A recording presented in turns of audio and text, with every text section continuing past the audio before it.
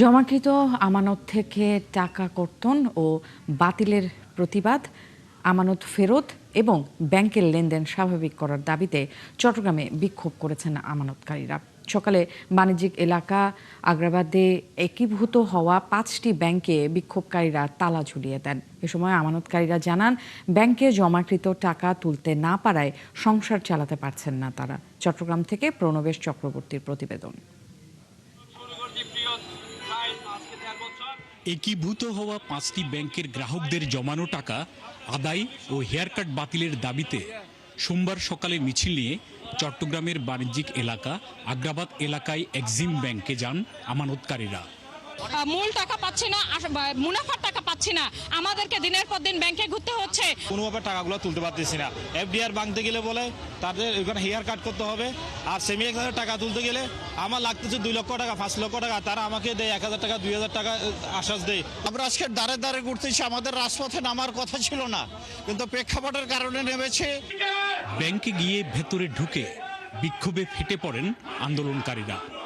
তারা জানান, আমানতের টাকা না পেয়ে দুর্ভোগ ও সীমাহীন কষ্টে বাধ্য হয়ে আন্দোলনে যেতে হয়েছে।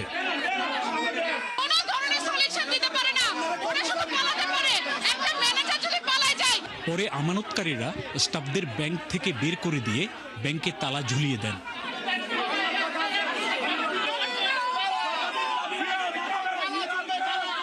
এক্সিম ব্যাংকে তালা ঝুলানোর পর ইউনিয়ন ব্যাংক ও ফার্স্ট সিকিউরিটি ইসলামী ব্যাংকে যান আমানতকারীরা।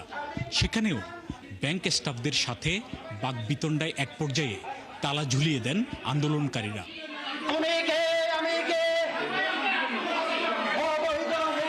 আমাদের বাঁচা মারার প্রশ্ন, আমাদের শেষ বয়সে এসে আমাদের টাকা আত্মসাৎ করার, আজকে ব্যাংক আত্মসাৎ করতেছে। আমরা বাংলাদেশের লাইসেন্সকৃত ব্যাংকে টাকা রেখেছি, সুতরাং কেন্দ্রীয় ব্যাংকে এই দায়ভার বহন করতে হবে। আমরা কোনো হেয়ার কাট মানি না, মানব না। পরে পুলিশ ঘটনাস্থলে গিয়ে পরিস্থিতি নিয়ন্ত্রণে আনে। আন্দোলনকারীদের ব্যাংকের কোনো ক্ষতি না করার অনুরোধ জানানো হয়। আমরা তো আসলে দিয়ে যাচ্ছি, বাংলাদেশ ব্যাংক যে বলছে ওই দিয়ে যাচ্ছি এবং সামনে আরও দেওয়ার চেষ্টা করতেছে আর কি। ওনাদের ডিমান্ড আছে, আমরা চেষ্টা করতেছি ডিমান্ড ফুলফিল করার জন্য। তো আশা করি হয়তো শীঘ্রই বাংলাদেশ ব্যাংকের এই অনুসারে আমরা হয়তো স্বাভাবিক অবস্থায় ফেরত আসতে পারি। এদিকে দাবি না মানলে ব্যাংক অচল করে দেয়া সহ কঠোর আন্দোলনের হুঁশিয়ারি দিয়েছেন আমানতকারীরা। প্রণবেশ চক্রবর্তী, 71, চট্টগ্রাম।